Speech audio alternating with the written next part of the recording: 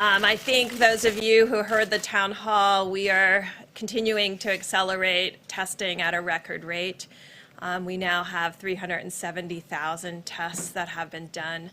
The majority of those, over 220,000 in the last 8 days, which those of you who have been tracking the South Korea numbers put us equivalent to what they did in 8 weeks that we did in 8 days.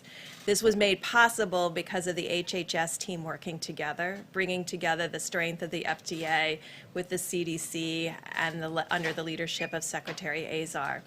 We're very proud of those numbers, but we know that we have to do more, and we continue to accelerate in testing to ensure that those who need the test are tested first and have access. As we talked about yesterday, we're working on the ability for people to take their own sample. That does not mean home testing. That means taking your own sample in the front of your nose with available swabs into normal saline that can be transported to the laboratories.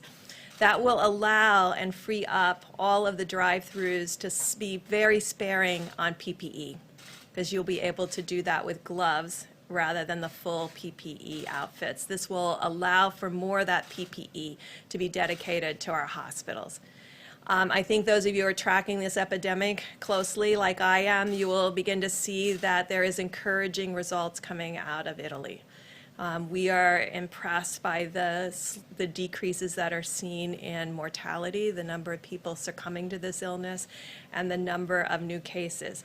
Our new cases will continue to surge because we're still working on our backlog, although we will be in touch with the laboratories after this press conference to really find out how many are still in backlog and how many were run in the last 24 hours.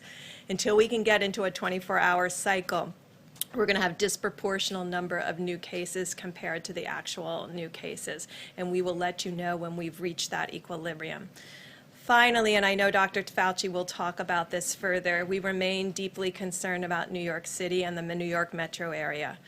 About 56% of all the cases in the United States are coming out of that metro area, and 60% of all the new cases are coming out of the metro New York area, and 31% of the people succumbing to this disease. It means, because they still are at the 31% mortality compared to the other regions of the country, that we can have a huge impact if we unite together. This means, as in all places, they have to be following the presidential guidelines that were put out 8 or 9 days ago, and this will be critical.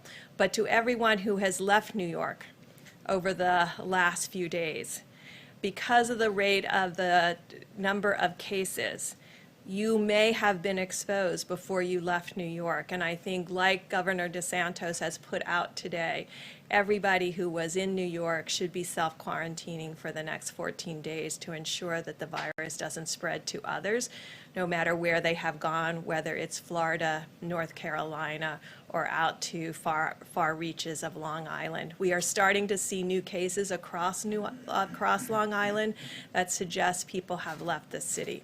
So this will be very critical that those individuals do self-quarantine in their homes over these next 14 days to make sure they don't pass the virus to others based on the time that they left New York. So if they've already are 4 days out, then it's just 10 more days. So I thank you if you help get that message out to others. Dr. Fauci? Thank you very much, Mr. President. Deb. I want to just talk very briefly about 2 or 3 things. First, the issue of testing and how that has really changed the complexion of the approach that we're going to be able to take. Testing was an issue. We had many questions of testing in this room for a number of times.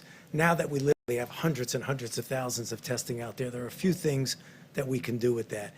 One of the things is that when we make policy about what we're going to be doing with the rest of the country, particularly those areas that are not hot spots, we need to know what the penetrance of infection is there. So we need to put a light on those dark spots that we don't know. We have to act policy-wise on data, and we're going to be getting more data, a lot more data. The other thing is that the areas of the country that are not hotspots, that are not going through the terrible ordeal that New York and California and Washington State are going through, they still have a window of a significant degree of being able to contain. In other words, when you test, you find somebody, you isolate them, you get them out of circulation, and you do the contact tracing. When you have a big outbreak, it's tough to do anything but mitigation. We have an opportunity now that we have the availability of testing to do that. So you're going to be hearing more about how we can inform where we're going, particularly because we have the ability to test. The second thing is I just want to reiterate what Dr. Birx said about New York. It's a very serious situation. They've suffered terribly through no fault of their own. But what we're seeing now is that understandably, people want to get out of New York. They're going to Florida. They're going to Long Island. They're going to different places.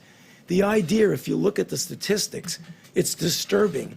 About 1 per 1,000 of these individuals are infected. That's about 8 to 10 times more than in other areas, which means when they go to another place, for their own safety, they've got to be careful, monitor themselves. If they get sick, bring it to the attention of a physician, get tested.